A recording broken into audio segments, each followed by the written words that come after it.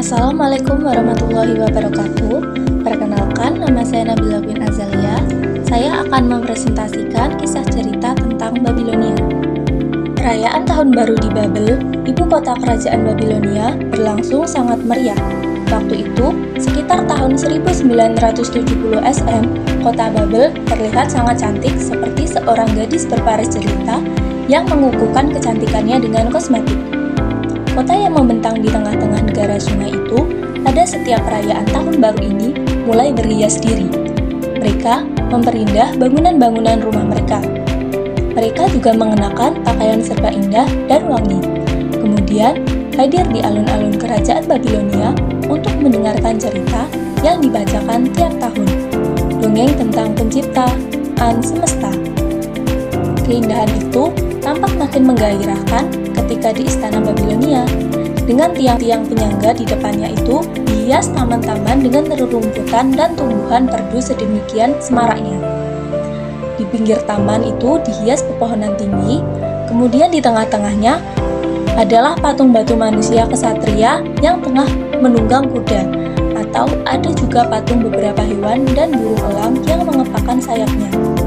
Di dekat patung-patung itu ada air mancur berundak dengan gemercik airnya yang mendamaikan hati.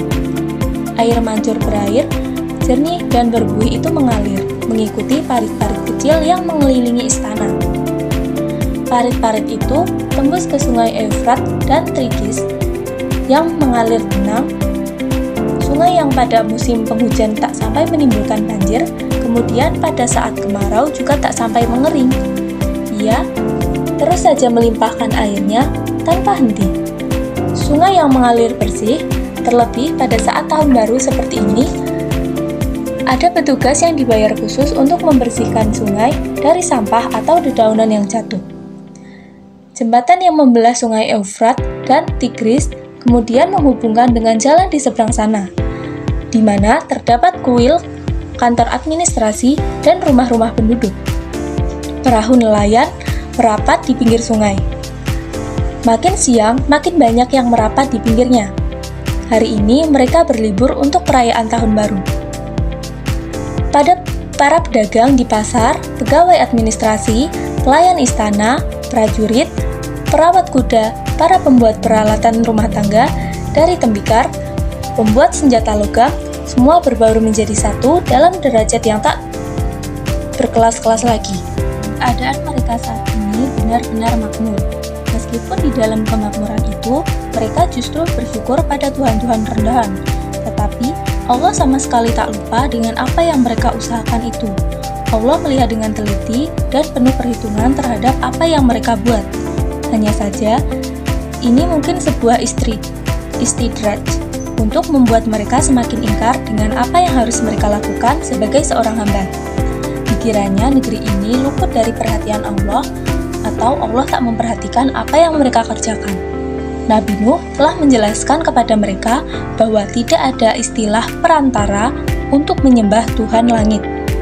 Tuhan langit sungguh bisa didekati tanpa perantara Tuhan-Tuhan tersebut. Bahkan, Allah, Tuhan langit justru marah jika diduakan. Buktinya, Allah memberikan azab yang sangat besar untuk kaum Nabi Nuh yang telah menyimpang itu. Pada mulanya, mereka tidak menyembah orang solih, hanya menghormatinya saja. Namun, lama-kelamaan, setan telah menjerumuskan mereka ke dalam neraka. Cara penghormatan mereka menjadi berlebihan, dan dari sekedar menghormati saja, kemudian menjadi menyembah. Kini, kejadian banjir Nabi Nuh benar-benar sudah mereka lupakan.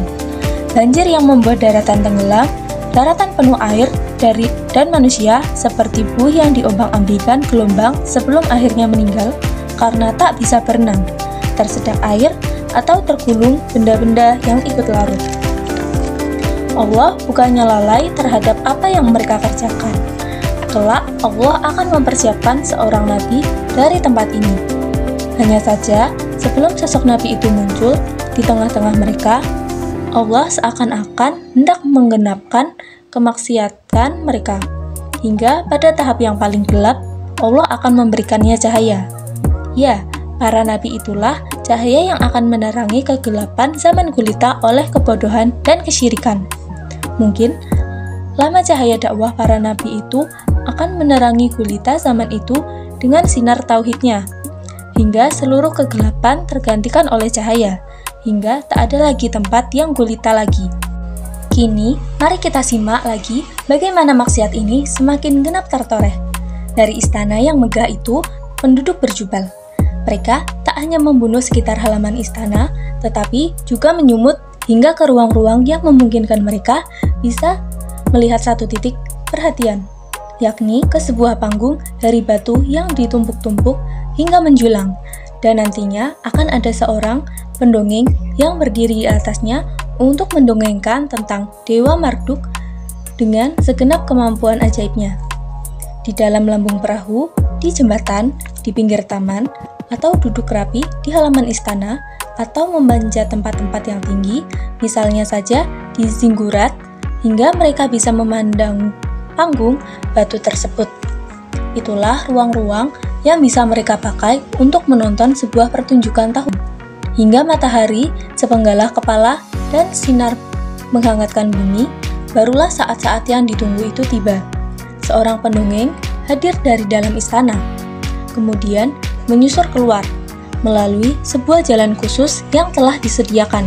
Kini, kanannya ada penjaga yang mengajari jalan itu agar tak dilalui oleh orang biasa.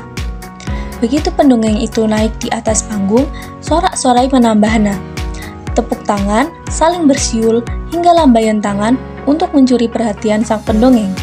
Hingga sang pendongeng pun menjura hormat sambil dilumuri senyum. Tubuhnya tampak legam tersengat matahari. Ia setengah baya. Kurat-kurat keperkasaan di wajahnya masih tampak jelas terukir. Ia mengenakan pakaian yang mencolok dan berwarna-warni. Pakaiannya adalah kualitas terbaik dan didesain secara khusus untuk acara tahun ini. Dan harap tahun saja, semua ini atas biaya kerajaan Babilonia selaku penyelenggara. Mulailah pendongeng itu mengambil beberapa lempeng batu yang ternyata bertuliskan sajak tentang penciptaan alam semesta tadi. Lempengan batu itu dipahat sebuah tulisan paku dan mulai dibentangkan dengan kedua tangannya.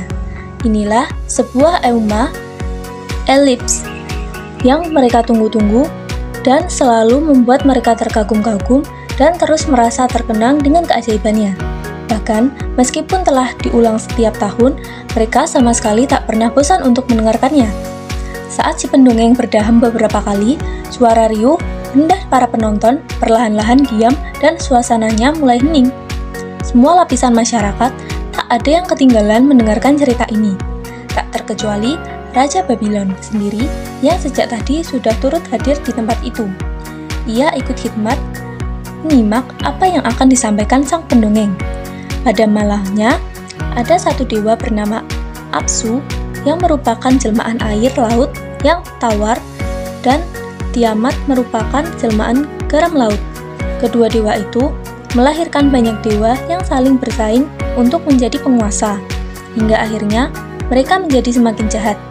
Maka Apsu merencanakan untuk membunuh dewa-dewi yang tak lain anak-anak mereka sendiri. Ia kemudian membunuh Apsu. Setelah Apsu terbunuh, Ea kemudian mengangkat Marduk sebagai tentara dan penguasa yang baru.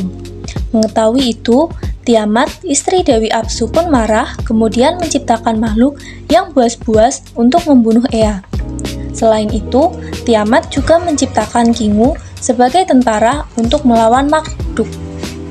Maka terjadilah pertempuran antara Kingu dan Marduk. Marduk menang dan membunuh Kingu dan Tiamat. Tubuh Tiamat dibelah menjadi dua, satu ditaruh di atas menjadi langit, sedangkan bagian lainnya ditaruh di bawah menjadi bumi. Adapun darah Kingu sendiri dijadikan sungai Eufrat dan Tigris. Dan dari darah Kingu pula Marduk menciptakan manusia. Sang pendongeng mendengarkan kisah itu dengan lantang. Suaranya yang nyaring terdengar hingga ke seluruh pelosok. Seluruh yang hadir menyimak dengan seksama dan penuh penghayatan. Alangkah hebatnya Dewa Marduk itu. Ia mengalahkan para dewa yang telah lama berkuasa.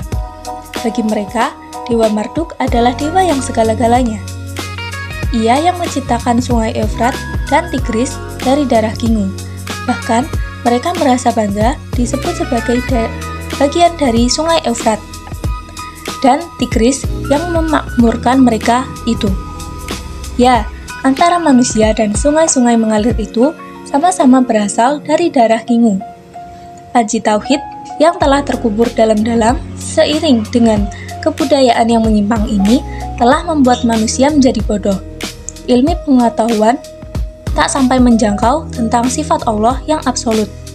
Pikir mereka, Tuhan langit tak dapat berbuat apa-apa. Maka, kedudukannya diganti dengan Tuhan-Tuhan lain yang mewakili kekuatan-kekuatan tertentu. Bumi, langit, bulan, bintang, matahari, sungai dianggap lebih punya kekuatan yang mampu mereka rasakan. Sekian presentasi kisah cerita Babilonia dari saya. Terima kasih.